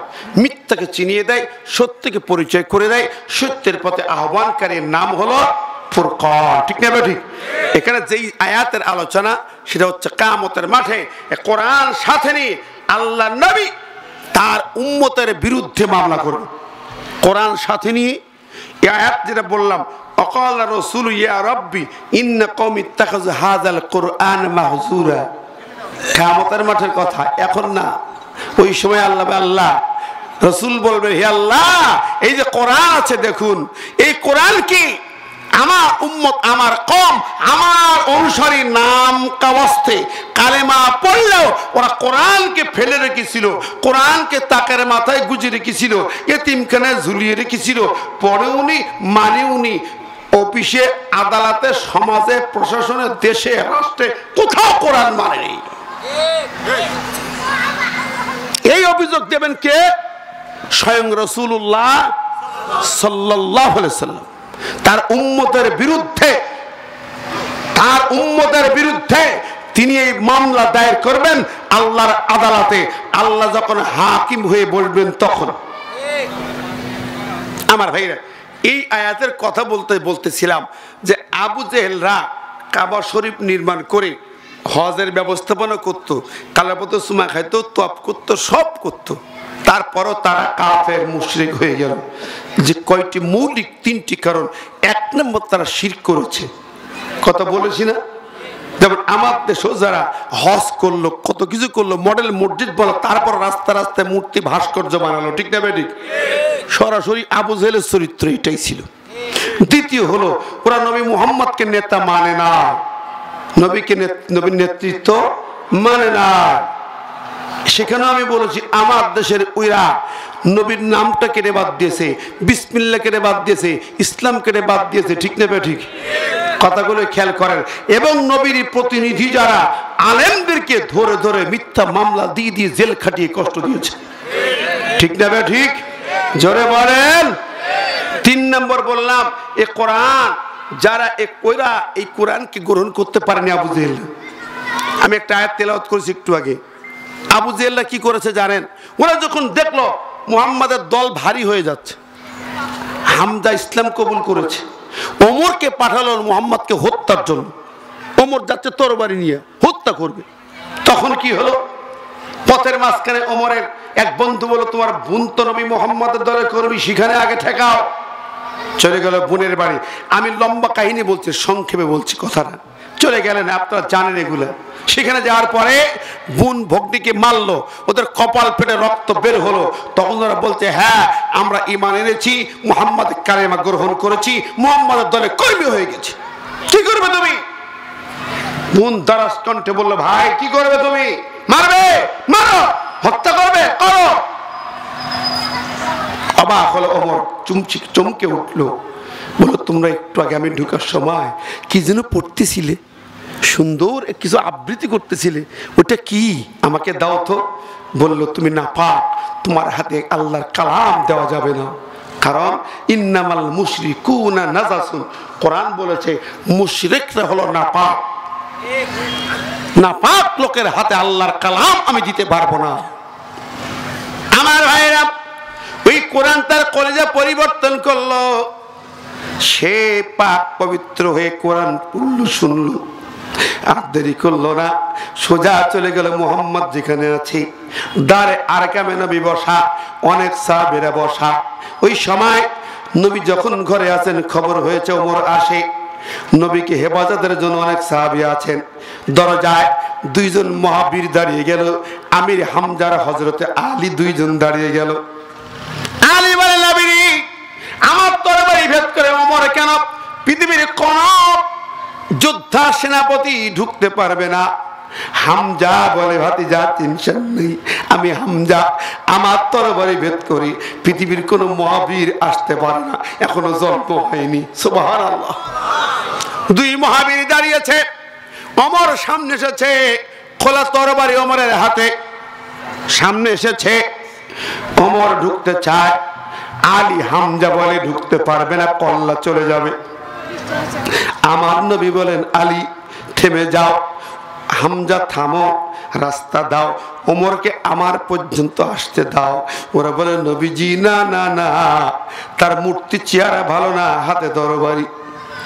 নবী বলে, আলী রে কারে ঠেকাও, আর আমি কি একটাই ওমর নয়, 40টাই ওমর যদি আসে, 40 জন ওমরের মতো শক্তি আমি নবী আমার শরীরে আল্লাহ একা দিয়েছেন। জোরে বলেন সুবহানাল্লাহ। ওরকম ওমর 40টা ওমর ঠেকাইতে আমি একা পারি। আল্লাহু আকবার। পৃথিবীর সেরা সেনাপতি নবী, ঠিক না বেঠিক? দুনিয়ার সেরা সেনাপতি, 10 বছরে 27টা যুদ্ধের সেনাপতি। পৃথিবীতে কেউ আছে নাকি এরকম? যেরকম আছে, একজনও আছে? একটা যুদ্ধ করিতে এখন আমাশার দোষ কাটে না। একটা যুদ্ধ করেছে তাই তো আপনাদের আমাশা কাটে না, রক্ত আমাশা হয়েছে, এখন ভাতা দিতে হয়, 54 বছর পরে ভাতা দেওয়া লাগে। কথা কন না কেন? নাতি পুতিদের চাকরি কুটার দিছিল, কুটা, সে কুটায় খাইছে নাকের ফুটা, ঠিক না বে ঠিক? বন্ধুরা আমার পিয়ারে হাজিরিন, আর নবী 27টা যুদ্ধের সেনাপতি, চারটিখানে কথা না, দুনিয়ার সেরা সেনাপতি, দুনিয়ার সেরা বিচারপতি, দুনিয়ার সেরা রাষ্ট্রপতি। সুবহানাল্লাহ। বলে লাইন দাও, ছেড়ে দাও, আসতে দাও। পথ ছেড়ে দেওয়া হলো, ওমর সামনে এলেন। আমার নবী বিশ্ব নবী তার বাম হাত দিয়া ওমরের কোমর বন্ধ ধরলেন। যেই না কোমর বন্ধ ধরেছেন, ওমর বিন খাত্তাব একেবারে জিরো হয়ে গেছে। আল্লাহু আকবার। নবীজি শাহাদাত আঙ্গুল দিয়া কঠিন গর্জন দেবেন, আমার মতলব কি, কেন আসছো এখানে, জবাব দাও। ওমর বলেন, যখন আমার কোমর ধরে শাহাদাত আঙ্গুল দিয়া নবী জিজ্ঞেস করলেন, আমি দেখলাম মা শূন্যে ভাসতেছি, আমার শরীরের শক্তি জিরো হয়ে গেছে। আল্লাহু আকবার। ওমর বলেন, নবী এসেছিলাম এই তরবারি নিয়া আপনার কল্যাণ নেবার জন্য, পথের মাঝখানে এমন মধুর কালাম শুনেছি, দুনিয়ার সেরা কালাম শুনেছি, কোরআনুল কারীমের বাণী শুনেছি। ওই বাণী, ওই কালাম আমার দিলটাকে পরিবর্তন করে দিয়েছে। নবী রে, এই তরবারি নিয়া নবী তোমার কদম মোবারকে রেখে দিলাম, আগামীকাল থেকে এই তরবারি আবু জেহেলদের কল্লা কাটার জন্য ব্যবহার করা হবে। নবী আমাকে কালেমা পড়ায় দেন, ইমানের কালেমা, লা ইলাহা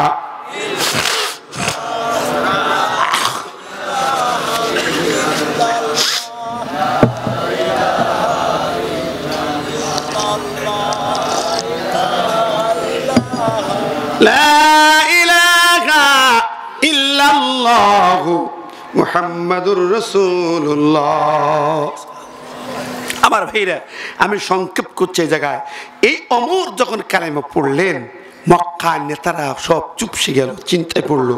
ওরা আবার মিটিং করে ওই সিদ্ধান্ত নিল যেটা আল্লাহ হামিম সিদ্দে 26 নম্বর আয়াতে বলেছেন, ওয়াকালাল্লাযীনা কাফারু লা তাসমাউ লিহাযাল কুরআন ওয়ালগাউ ফীহি লাআল্লাকুম তাগলিবুন। আবু জাহেলরা ওদের দলবল তারা এক জায়গায় বসে মিটিং করলাম, এই কোরআনে এমন কালাম, এই কোরআন যে শুনবে সে পাগল হয়ে যাবে। দুনিয়ার সেরা ওরা বলতো জাদু, এ যে শুনবে সে তার কোরআনপন্থী হয়ে যাবে, মুহাম্মাদের কর্মী হবে। কাজে আমাদের এখন একটাই কাজ হলো, মক্কার নেতারা একমত হলো, একটাই কাজ, একটাই আওয়াজ, কেউ এই কোরআন শুনতে যাবে না। আমাদের সন্তানাদি, আমাদের বিবিরা, আমাদের লোকজন কাউকে যেতে দেওয়া হবে না। লা তাসমাউ লিহাযাল কুরআন, যেখানে কোরআন তেলাওয়াত হবে সেখানে যাইবে না। আর অলগাও ফি, যেখানে মুহাম্মদ কোরআনের মাহফিল করবে, হইসই হট্টগোল করে ৪৪ ধারা জারি করে বন্ধ করে দাও। এটাই ছিল ওদের পলিসি। গোটা পৃথিবী ইহুদিরা, আবু জাহেলের গোলামেরা একই পলিসি গ্রহণ করে। ওরা কেন কাফের? কাবার সেবা করে কাফেরের মধ্যে তৃতীয় পয়েন্ট এটা, কোরআনকে ওরা মানতে পারে নাই, বরং কোরআনকে মনে করেছে ওদের নেতৃত্ব কর্তৃত্ব খতম করার মূল মন্ত্র হলো কোরআন। এটাই মনে করেছিল। আজকেও দেখেন বাংলাদেশে 16 বছর ওরা একই ভাবনা ভেবেছিল যে কোরআনের মাহফিল হতে দেওয়া যাবে না, কোরআনের হক কথা বলতে দেওয়া যাবে না। ঠিক না বে ঠিক? মাহফিল ৪৪ ধারা জারি করত, বাধা দিত, মঞ্চ ভাঙেছে, আলেমদের ধরে জেলখানা ঢুকে রিমান্ডে নিয়ে নিয়ে কষ্ট দিয়েছে। ঠিক না বে ঠিক? তাহলে এরা কারা? কথা বলেন। আবু জাহেল নাই, নাতিপুতি তো আছে। ঠিক না বে ঠিক? মনে রাখবেন, কোরআনের মাহফিলে যারা বাধা দেয় আবু জাহেলের নাতিপুতি হলো ওরা। ঠিক না বে ঠিক? দাড়ি থাক, টুপি থাক, হাজি হোক, গাজী হোক, যেই হোক না কেন, এমপি মন্ত্রী নেতা যেই হোক, কোরআনের মাহফিলে বাধা যদি দেয়, ৪৪ ধারা জারি করে, সেই আবু জাহেলের জাতের জাত, আবু জাহেলের কর্মী মুসলমানের বাচ্চা হতে পারে না, পারে না, পারে না। ঠিক না বে ঠিক? আমার ভাই বন্ধুরা, এটাই ছিল ওদের মূল পয়েন্ট। কোরআনে হামলা, কোরআনে আলেমদের উপরে হামলা, সব কিছুর মূল শত্রু ছিল কোরআনপন্থী লোকেরাই। ১ নম্বর শত্রু ছিল ওদের। জোরে বলেন, ঠিক না বে ঠিক? ৩ জন মাওলানা এক জায়গায় বসতে পারেনি, রাস্তায় দাঁড়াতে পারেনি। ৩ জন আলেম হোটেলে নাস্তা করতে পারেনি। আলেম বন্ধুদের ডেকে মেয়ের বিয়ের অনুষ্ঠানে দাওয়াত করতে পারেনি। আমি আমার নিজের মেয়ের বিয়েতে আমি আমার বন্ধু আলেমদের দাওয়াত করতে পারিনি, অনুষ্ঠান করতে পারিনি। ঘরে ৪-৫ জন আত্মীয় নিয়ে বিয়ে দিছে। কলরা সাতক্ষীরা মানুষ জানেন তো কি পরিবেশ। আমার ভাইরা, তাহলে কি এরাই ছিল শত্রু ওদের? ঠিক না বে ঠিক? কথা বলেন। এখনো যারা ওদের বীজ, যারা ওদের তাবেদার, যারা ওদের চাটুকার, কোরআনের আওয়াজ ওরা সহ্য করতে পারে না। ঠিক না বে ঠিক? এর আইনগুলো সহ্য করতে পারে না। কোরআন ছাড়া এই জাতির মুক্তিও আসবে না। আসবে? যেরকম আসবে। আজকে দুর্নীতি, চুরি বন্ধ হয় না, বন্ধ হতে 24 ঘন্টা লাগবে না। 24 ঘন্টা টাইম দিলাম, জিরো হয়ে যাবে। কোরআন নেন। আল্লাহ বলছে রসুল কেন মামলা করবে? মাহজুরা, কোরআনকে ফেলে রাখছো। আর চুরি দুর্নীতি বন্ধ করার জন্য ব্রিটিশ ল যেই শিখিয়ে আসতেছো, দুর্নীতি দমন কমিশন বানাচ্ছ ব্রিটিশ ল দিয়ে, আমেরিকান ল দিয়ে, চায়না ল দিয়ে, রাশিয়ান ল দিয়ে, দিল্লির ল দিয়ে। কেন এত ভলিউম বই লাগবে না দুর্নীতি বন্ধ করার জন্য? আমার আল্লাহ বলে, আমার কোরআনে একটা লাইন নাও, মাত্র একটা লাইন, 4টা শব্দ। আস-সারিকু ওয়াস-সারিকাতু ফাকতাউ আইদিয়াহুমা। কয়টা শব্দ? 4টা শব্দ। একটা লাইন পুরানা। চোর পুরুষ চোর নারী চুরি করে তাদের হাত কেটে দাও। ফলে পরে আমি ওর মা, আপনার বিবি, একটু দাবি করি 10টা সাবুক মাফ করে দেন, আমি 10টা হজ পায়ে হেঁটে করবো, বিনিময়ে কাফারা স্বরূপ যা ধার্য হবে তাই কাফারা দেব, 10টা সাবুক মাফ করে দেন। খলিফা বলেন, বিবি মাফ করতে পারি, তোমার কথা শুনতে পারি, স্ত্রীর কথা না শুনলে তো হয় না, তোমার কথা রাখলাম, তোমার কথা শুনলাম, তবে একটা দলিল দাও, একটা হাদিস দাও, একটা শব্দ দাও, কাফারা স্বরূপ মাফ করা যাবে। দলিল ছাড়া আমার মাথা নত করবে না, কোরআন হাদিসের দলিল ছাড়া কোন দাবি আমার মানবে না। বিবি কেঁদে কেঁদে যারে যা, হাজার হাজার সাহাবী চোখের পানিতে মাটি ভেসে একাকার। 10টা সাবুক কি মাফ করা যায় না? একটু কি পরে মারা যাবে না? একদিন দুদিন কি পরে মারা যাবে না? ওমর বিন খাত্তাব বলেন, এই কোরআন ডকুমেন্টস, কোরআন বলেছে ইন্না আনজালনা ইলাইকাল কিতাবা বিল হক লিতাহকুমা বাইনান নাসি বিমা আরাকাল্লাহ। সূরা নিসার 105 নম্বরে আল্লাহ বলেন, বিচার হবে কোরআন দিয়া, আইন চলবে কোরআন দিয়া, বিমা আরাকাল্লাহ। তাও আল্লাহ যেভাবে দেখালেন সেই পয়েন্টে পয়েন্টে বিচার হবে। ওমর বিন খাত্তাব বলে, বিবি রে, এই জায়গায় আমি আটকে যাই, আমি আটকে যাব, আমার ছেলে আটকে যাবে, তুমি 10টা চাবুক থেকে ছেলেকে বাঁচাইতে চাও, দুনিয়ার 10টা চাবুক, আর আমি কি চাই তা কি জানো? আমি তার বাবা, আমার কলিজা ফেটে যায়, আমি গাড়িতেও কাগজে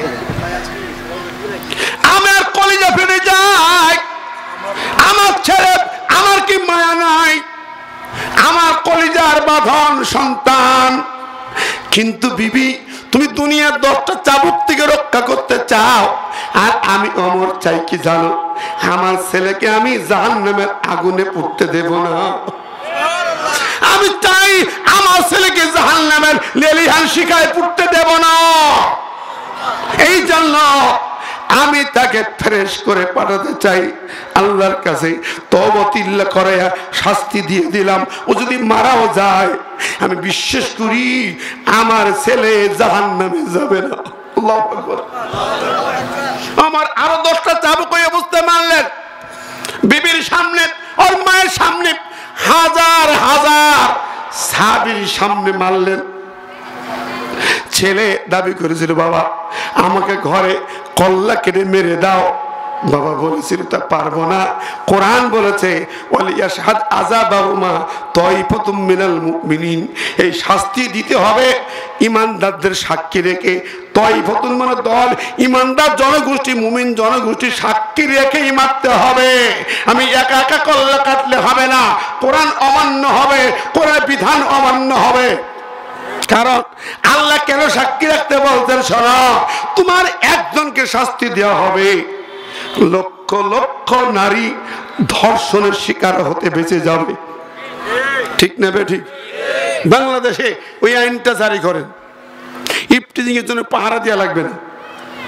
একজন ধর্ষক জেনাকারকে শাস্তি হাইকোর্টের সামনে বুক পর্যন্ত মাটিতে পুঁতে ঘোষণা দেন যে আগামীকাল জুমার পরে মাটিতে পুঁতে পাথর দিয়ে মারা হবে, আসো রজম করে মারি, মুমিনরা আসো সবাই। এবার রেডিও টেলিভিশনে দেখান তো, এই জমিনে ওই দৃশ্য রেডিও টেলিভিশন সোশ্যাল মিডিয়ায় লাইভ প্রচার হবে, এইভাবে মারা হয়েছে। বলেন আর কি ওয়াজ করা লাগবে? আজ কস করা লাগবে?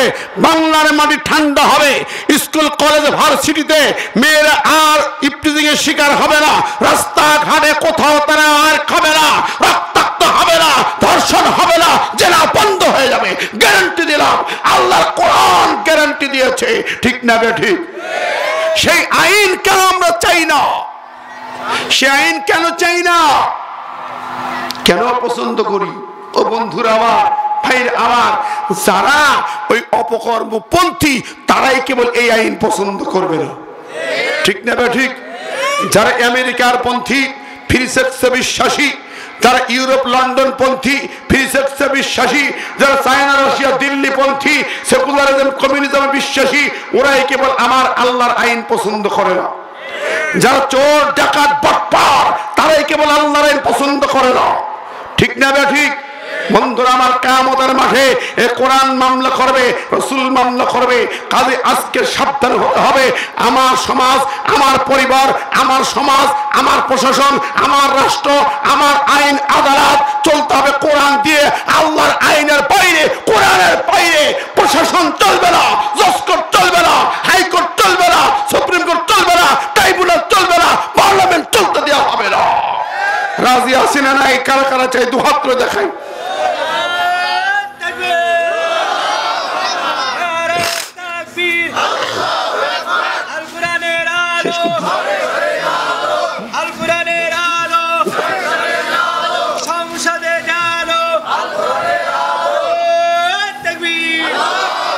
আল্লাহ পাক আমাদের কবুল করুন। সবাই বলে আমিন, জোরে বলে আমিন। মাশাআল্লাহ আমার প্রিয় ভাই বন্ধুরা, আমি সূরা ফুরকানের ওই আয়াত থেকে আপনাদের সামনে যে কথাটা পেশ করেছি, কিয়ামতের মাঠে এই কোরআন যেন আমাদের জন্য নাজাতের ওসিলা হয়, যেন আমরা আসামি না হই। আর রাসূল বলেছেন, কোরআন আল্লাহ বলে দিলেন, রাসূল মামলা করবে যে ইন্না কওমি, আমার কওম, আমার সম্প্রদায়, আমার উম্মতরা কোরআনকে ফেলে রেখেছিল। কেন? দোয়া তবে ঝাড়ফুঁক করেছে, সবিনা খতম করেছে, মিষ্টি খাইয়েছে পড়ি পড়ি, কিন্তু এর আইন একটাও গ্রহণ করে নাই। কাজেই আমরা শুধু কোরআন তেলাওয়াতে বিশ্বাসী নই, কোরআন আইন মানতে আমরা বিশ্বাসী। আর এই জমিনের 54-55 বছর স্বাধীনতার পরে সুখের পায়রা দেখতে পাই নাই। 92 মুসলমানের দেশ, হাজার হাজার ওলিয়া উলিয়ার দেশ, লক্ষ লক্ষ মসজিদের দেশ। এই দেশ চলতে হবে এখন কোরআন দিয়া, ঠিক না বা ঠিক? আগামীর আন্দোলন হবে কোরআন নিয়ে আন্দোলন, ঠিক না বা ঠিক? হাসরের মাঠে আমরা কোরআনের মামলায় আসামি হতে চাই না। আজকের দুনিয়ায় আসামি হয়েছি, অনেক মামলা খেটেছি, কোরআনের মামলা, কোরআনের নামে। কোরআন জিহাদি বই পাওয়া গেছে, মামলা দিয়েছে, দিয়েছে না? জিহাদি বই পাওয়া গেছে। এই যে আমার জয়পুরহাট দিছিল 5 বিবি, আমি খাইছি মামলা। আপনাদের ঘরে ঘরে আছে মামলা। তো এই দুনিয়ায় কোরআন নিয়ে মামলা খাইছি, কোরআনের প্রতিষ্ঠার জন্য আগামীতে লড়তে চায়, ঠিক না বা ঠিক? যদি প্রয়োজন হয় আবার কাফনে কেবল মাথায় বেঁধে রাজপথে নামবো, তবু আল কোরআনকে আমরা পার্লামেন্টে নিতে চাই। আল্লাহ কবুল করুক। এই কামনা করি আগামীর বাংলাদেশ যেন সার্বিকভাবে সৌন্দর্যময় হয়ে চলতে পারে, আল্লাহর বিধান মতো চলতে পারে, আলেমদের সমন্বয়ে ডানপন্থীদের হাতে এই দেশ পরিচালনার ভার ন্যস্ত হয়। এই তৌফিক কামনা করেই আমার বক্তব্য শেষ করছি। এখানে আমাদের মাননীয় উপজেলা নির্বাহী অফিসার উনি এসেছেন, হয়তো আপনাদের সামনে শুভেচ্ছা বিনিময় করবেন। সভাপতি সাহেব আছেন, তারপরে দোয়া হবে, এরপরে আমরা চলে যাব। আল্লাহ পাক সে পর্যন্ত ধৈর্য ধরে বসার তৌফিক দান করুন, আমিন।